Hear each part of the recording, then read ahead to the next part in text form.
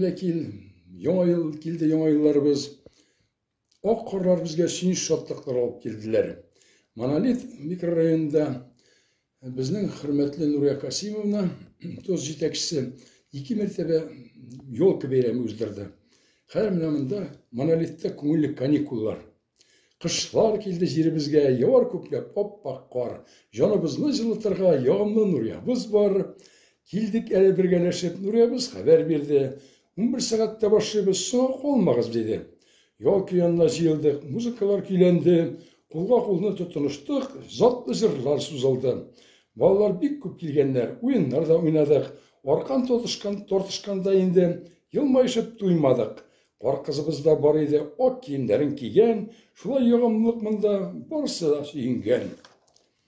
Нуриябыз кызыл башлыктан кунакларны ул кили, матур итеп килеп куя, шатлык өләшеп йөри. Ничек барына җитешә, ул артистка диешле, нурлы битләренә карап тупыртатып сөешле.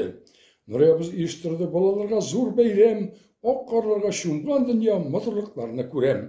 Кышларыбыз безгә тагын күп мәртәбә килсеннәр, Монолиттагы бәйрәмне бар кешеләр белсеннәр. Табигатьнең һәр мизгелен ярата белик әле, кышлардан соң язлар килер, бергә каршылык, яме! Шулай дусларым, Монолит микрорайонында Казан урамында зур бәйрәм оештырылды.